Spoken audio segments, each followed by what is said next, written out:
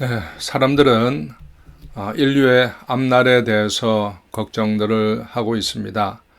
자연 환경과 오염에 대해서 걱정을 하죠. 기상이변이 또 많아서 걱정들을 하고 또 지진이 일어나지 않을까 걱정들을 합니다. 인류의 미래는 자연 환경에 달려있는 것이 아닙니다. 인류의 미래는 사람이 어떤 사람이 되느냐에 따라서 달라지는 것이죠. 개인이나 국가나 사회나 가정이나 우리가 섬기는 교회도 똑같습니다. 앞날이 어떻게 되느냐 하는 것은 어떤 사람이 되느냐에 달려 있습니다. 좋은 사람이 되어야 또 좋은 가정을 만들 수가 있고 또 좋은 미래를 만들 수가 있는 것이죠. 교회의 앞날은 우리가 어떤 사람이 되느냐에 달려 있습니다.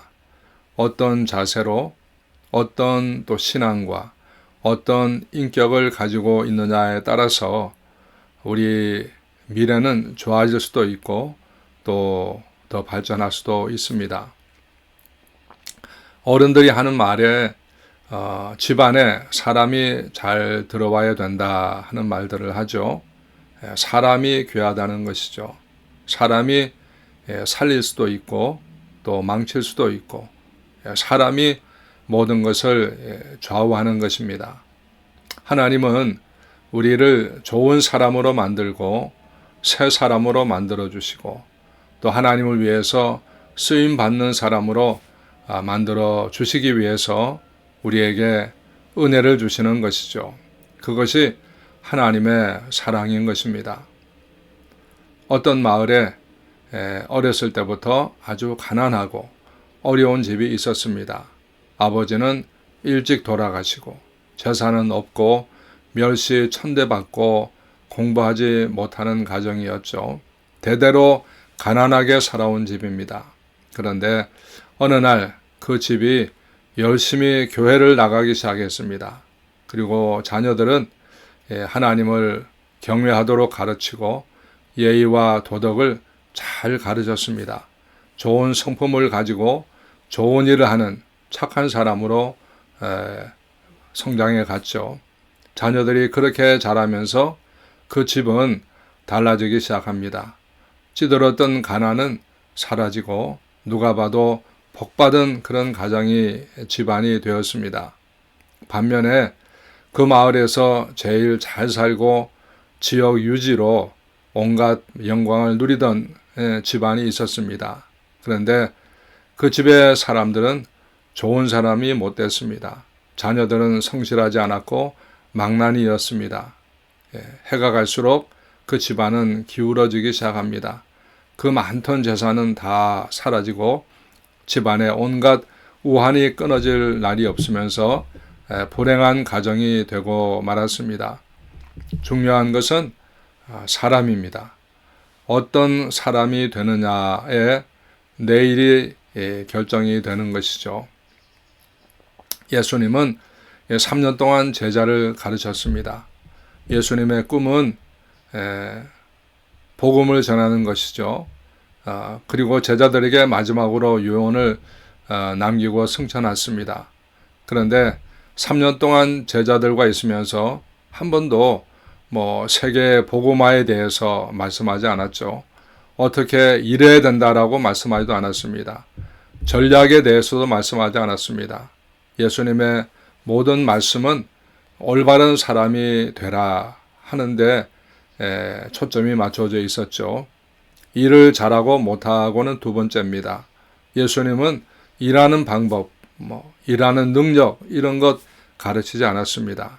그래서 성경 말씀은 좋은 사람 만드는데 초점을 두고 있는 것이죠. 좋은 사람이 되는 게 중요합니다. 좋은 사람이 어떤 사람입니까? 은혜를 아는 사람이 되어야 되는 것이죠. 우리는 은혜로 사는 사람들입니다. 우리가 소유하고 있는 모든 것이 다 은혜로 얻은 것들이죠. 은혜를 아는 사람이 세상을 살리는 사람이요. 은혜를 모르는 사람은 세상을 죽이는 사람입니다. 사람이 중요하죠.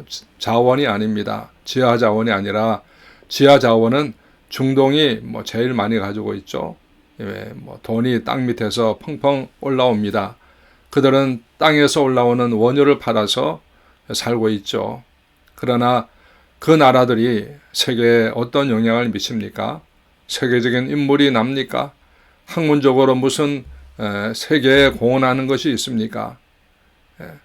그렇게 물질적으로는 축복을 받아도 사람으로 좋은 사람이 되지 못하면 세상에 좋은 영향 미치지 못하는 것이죠.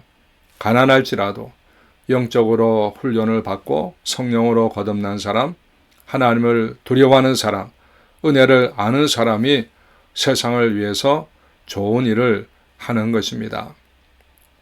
영국은 18세기에 와서 경제적인 큰 위기를 만나고 나라는 도덕적으로 타락하고 총체적으로 어려운 나라가 되었습니다.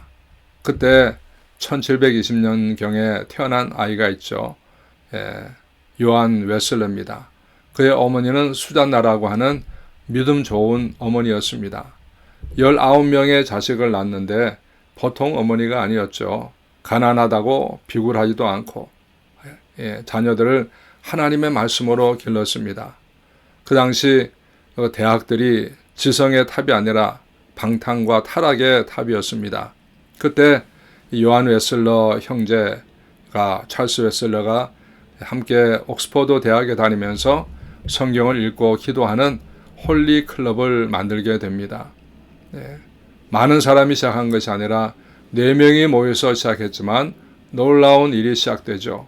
그들이 성경 공부하고 은혜 받고 하면서 옥스퍼드 대학 전체로 번져나가게 되고 영국은 어두움과 방황의 땅에서 빛을 비추기 시작하는 땅이 되었습니다.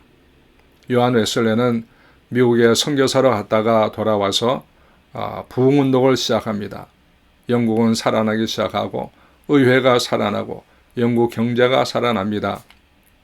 그 이후로 영국은 정말 앞장서가는 나라가 되고 질서 있고 정말 좋은 나라로 바뀌게 되는 것입니다. 옥스퍼드 대학의 홀리 클럽, 요한 웨슬러와 함께 시작했던 영적 부흥으로 나라가 새롭게 된 것이죠. 1875년 미국에서 7남 2녀 중에 6째 태어난 아들이 있었는데 바로 D.L. 무디라고 하는 분입니다. 웨슬레도 19형제 중에서 나왔고 무디도 많은 형제 중에서 나왔습니다. 무디 역시도 가난한 집에서 태어나서 아버지는 돌을 만드는 석공으로 일을 했고 또 아버지가 일찍 돌아가시고 무디도 학교 공부를 6달밖에 하지 못하게 되죠. 10살 때 출판사에 직공으로 다니면서 종이를 나누면서 어린 나이에 어머니를 돕는 그런 아이가 됩니다. 16살 때 친척이 운영하는 보스턴에 있는 구두 공장에 직공으로 취직을 합니다. 그는 구두 직공으로 일하면서 예수님을 만나게 되고 은혜를 받게 됩니다. 그때 무디는 은혜 속에 큰 힘을 얻습니다. 교회 학교 교사가 너무 하고 싶었지만 학력이 짧은 그를 시켜주지 않았습니다. 그래서 교회에다 사정을 하고 열심히 아이들을 전도합니다. 교실이 모자라서 건물을 빌려가면서 주일학교를 시작하죠. 아이들이 몰려옵니다. 그는 평신도 전도자였지만 수백만의 사람들에게 복음을 전하는 전도자가 됩니다. 그는 시카고를 변화시키고 미국을 변화시킵니다. 지금도 시카고 무디 신학교에는 전 세계에서 많은 사람들이 와서 공부를 하고 있습니다. 누가 세상을 살립니까? 누가 가정을 살립니까? 은혜를 아는 사람이 하는 것이죠. 누가 교회를 부흥시킬 수 있습니까? 은혜를 아는 사람이 교회를 살릴 수 있습니다. 죄 사함의 은혜, 구원의 은혜, 주님을 만난 기쁨을 가진 사람이 세상을 살릴 수가 있는 것이죠. 이 시대의 앞날을 누가 구할 수 있겠습니까? 하나님의 은혜를 아는 사람만이 이 세상을 살릴 수가 있는 것이죠. 우리는 영적으로 새로워져야 됩니다. 기도해야 되고 성경을 읽어야 됩니다. 인간의 아름다움은 외모에 있는 것 아닙니다. 프랑스의 루브르 박물에 가면 프랑스가 가장 자랑하는 것이 두 가지라고 하죠. 비너스상과 또 레오나르도 다빈치의 모나리자죠. 저는 과거에 미술 공부를 할 때 그 비너스상을 많이 그려봤습니다. 정말 신비한 미소를 머금고 있는 그 모나리자 얼굴은 정말 최고의 아름다움을 가지고 있죠. 그래서 이 프랑스 사람들은 비너스상과 모나리자 이 두 작품에 대해서 정말 대단한 자부심을 가지고 있습니다. 아마 그 두 작품을 빼앗아 가려고 하면 전쟁도 마다하지 않을 사람들입니다. 프랑스가 왜 1등 국가가 되지 못하느냐? 그들은 예술을 품을 너무 사랑한 나머지 사람보다도 예술품에 더 가치를 두는 것이죠. 여러분, 아무리 예술품이 소중해도 인간의 가치가 더 뛰어나지 않겠습니까? 일본은 돈을 많이 가지고 있지만 절대로 1등 국가는 되지 못합니다. 중국도 러시아도 마찬가지죠. 사람을 귀하게 여기지 않는 나라는 절대로 1등 국가는 될 수 없습니다. 미국이 왜 1등 국가입니까? 미국은 사람을 귀하게 생각하는 나라이기 때문이죠. 저는 과거에 미국 사람들이 한 생명을 구원하기 위해서 엄청난 돈을 투자하는 걸 보면서 참 아깝다라는 생각을 잠깐 한 적이 있습니다. 한국 사회는 과거도 그랬고 지금도 마찬가지지만 사람을 그렇게 귀하게 생각하는 풍토는 아니잖아요.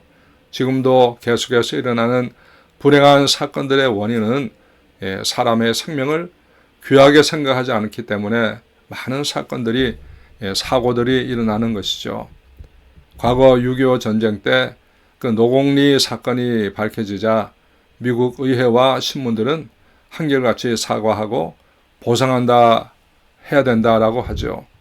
몇백 명의 무고한 양민을 죽였다는 것을 인정하고 사과하고 보상하겠다는 것입니다. 미국 군인들은 한국을 위해서 싸우다가 수만 명이 죽었습니다. 전쟁통에 그런 불상사가 당연하게 일어날 수도 있죠. 베트남 전쟁 때 한국 군인들은 월남에 가서 그보다 훨씬 더 했습니다. 누가 베트콩인지 구별이 안 되니까 마을에 들어가면 마구잡이로 죽였죠. 그래서 월남 정부에서 항의가 들어오고 월남 사람들이 항의를 하기도 했습니다. 노공리 사건은 거기에 비하면 정말 아무것도 아닌 것이죠. 그런데도 미국 사람들은 자신들의 잘못을 인정하고 배상하겠다는 것이죠.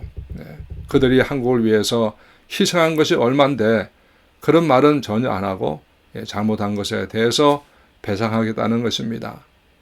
일본은 한국에 얼마나 많은 피해를 주었습니까? 지금도 자신들이 잘했다고 큰소리치고 그러고 있잖아요. 사람을 귀하게 생각하는 미국의 정신은 바로 기독교 정신입니다. 성경의 정신인 것이죠. 한국에서 세계 선교사로 나가서 일하시는 분들이 지금 10,000명이 넘잖아요. 선교사님들이 한 달에 쓰는 돈이 평균 3,000불 정도가 되죠. 1만 명이면 한 달에 3천만 불입니다. 1년이면 3억 불입니다. 거기다가 학교도 짓고 교회도 짓고 하는 돈을 합하면 훨씬 더 많아질 것입니다. 한국 사람들은 우리 한국 교회가 이렇게 외국을 위해서 이렇게 좋은 일을 하고 있다는 것을 아마 모르고 있을 겁니다. 늘 교회는 시끄럽고 싸움만 하는 그런 곳으로 알고 있잖아요. 밖으로 보여지는 한국 교회는 이기적이고 자신들의 축복만을 추구하는 그런 집단으로 보여지고 있지만 그러나 실제로 우리 한국 교회는 이같이 세계 선교에 힘쓰고 있고 세계에 나가서 정말 좋은 일들을 많이 하고 있는 교회들이 있다는 것을 아마 서양 사람들은 모를 것입니다. 한국은 일제시대와 6.25를 거치면서 어려울 때는 남을 생각할 겨를이 없었지만 이제 우리는 선교를 통해서 좋은 일들을 많이 하고 있는 것입니다. 은혜를 아는 사람들이 전 세계로 나가서 은혜를 다시 베풀고 나누어주는 그런 일들을 하고 있는 것이죠. 루브르 박물관의 비너스보다도 모나리자보다 더 아름다운 것이 바로 은혜를 아는 사람들입니다. 은혜를 아는 사람들이 많아져야 세상이 좋은 세상이 될 수가 있는 것이죠. 인간은 높은 지위에 가고 많은 것을 가져야 아름다운 것이 아닙니다. 은혜를 아는 사람이 아름다운 것이고 은혜를 아는 사람들이 세상을 살리는 것이죠. 오늘 이 시대의 문제는 물질이 부족한 것도 아니고 문화가 부족한 것도 아닙니다. 바로 인간의 참 가치인 인간성을 상실하는 데 있습니다. 사람이 점점 짐승같이 변해가는 이 세상이 어려워지는 것이죠. 은혜를 잊어버리게 되면 인격이 무너지게 되고 인간성이 무너지면 점점 더 세상은 어려운 세상이 되어가는 것입니다. 죄로 인해서 감겨졌던 우리의 눈이 예수 그리스도의 십자가의 사랑을 통해서 우리는 은혜의 세계에 눈을 뜨게 되었습니다. 은혜의 세계에 눈을 뜨면 어떻게 해야 됩니까? 나는 정말 부족한 자였다. 은혜 받을 자격이 없는 사람이었지만 하나님의 은혜로 구원받았다 하는 것을 깨닫게 되는 것이죠. 나는 죄인이고 나는 자격이 없는 자였지만 하나님의 은혜로 구원받았다. 하나님의 백성이 되었다는 것을 깨닫게 되는 것입니다. 이것을 깨달을 때 우리의 마음은 더 감사가 넘치게 되고 더 여유가 생기게 되고 또 은혜를 베풀고자 하는 그런 마음도 생기게 되는 것입니다. 사람들의 마음에 원망이 생기고 불평이 생깁니까? 그것은 아직 내가 이 엄청난 은혜를 받았다고 하는 것을 생각하지 못하기 때문에 그런 것이죠. 우리는 하나님을 떠나서 살던 사람이었습니다. 죄 가운데 태어나서 살던 사람이었죠. 그런데 하나님의 초대를 받아서 선택을 받아서 하나님 앞에 나올 수가 있게 되었습니다.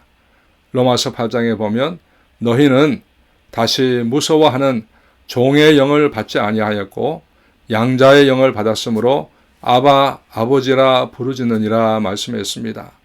우리는 하나님의 상에 앉을 자격이 없었던 사람들이었지만 하나님이 거저 베풀어 주시는 사랑을 힘입어서 하나님의 자녀가 되었습니다. 그리고 하나님의 놀라운 은혜 속에 살게 된 것이죠. 이것이 은혜고 이것을 깨달을 때 세상이 다르게 보이는 것입니다. 그래서 우리는 늘 하나님의 은혜를 생각해야 됩니다. 고린도전서 15장에 나의 나 된 것은 하나님의 은혜로 된 것이니 내게 주신 그의 은혜가 헛되지 아니하여 내가 모든 사도보다 더 많이 수고하였으나 내가 아니요 오직 나와 함께 하신 하나님의 은혜로다. 정말 사도 바울의 정말 놀라운 고백입니다. 우리는 우리에게 구원의 은혜만 베풀어 주신 것이 아니라 넘치도록 풍성한 은혜를 주신 것을 생각을 해야 됩니다. 우리가 미국에 살면서 우리 노인분들을 보면 정말 세금 한 푼 내지 않아도 웰페어 타서 편안하게 지내시고 메디칼로 모든 병원 혜택을 받는 걸 보지 않습니까? 정말 참 좋은 나라, 고마운 나라 아닙니까? 다윗은 은혜를 아는 사람이었죠. 그는 왕이 되고 큰 나라를 이루었지만 그는 그것이 언제나 하나님의 은혜인 줄 알았습니다. 사람은 잘 되면 교만해지기 쉽습니다. 내가 잘된 것처럼 생각하기 쉽죠. 잘 돼서 겸손해지기는 정말 어렵습니다. 그런데 다윗은 그러지 않았습니다. 왕이 되고 최고의 부를 누렸지만 그럴수록 더 낮아지고 이 모든 것이 하나님의 은혜라는 것을 늘 생각했습니다. 불평이 많은 사람도 있습니다. 무슨 불만이 많은지 늘 불평만 늘어놓는 사람도 있고 그런 사람은 은혜를 모르기 때문에 그런 것이죠. 받은 은혜가 너무나 많다는 것을 깨달으면 겸손해질 수 있습니다. 우리가 가지고 있는 정말 가장 귀한 것들은 모두 은혜로 받은 것입니다. 우리가 숨쉬는 것도 은혜고 두 눈으로 볼 수 있다는 것도 은혜고, 이 모든 것이 다 은혜죠. 공기를 무엇으로 사겠습니까? 물을 무엇으로 만들 수가 있겠습니까? 모든 것이 하나님이 주신 은혜라는 걸 생각하고 지금까지 살아온 것만 해도 감사하고 나에게 하늘나라에 믿음을 주신 것도 감사하고 이 엄청나고 놀라운 은혜를 받았으니까 이 은혜를 베풀면서 사시고 여러분을 통해서 가정이 살고 교회가 살고 세상이 살아나는 그러한 은혜가 그러한 놀라운 축복이 여러분에게 있기를 간절히 소망하고 축복합니다. 같이 한번 기도하겠습니다.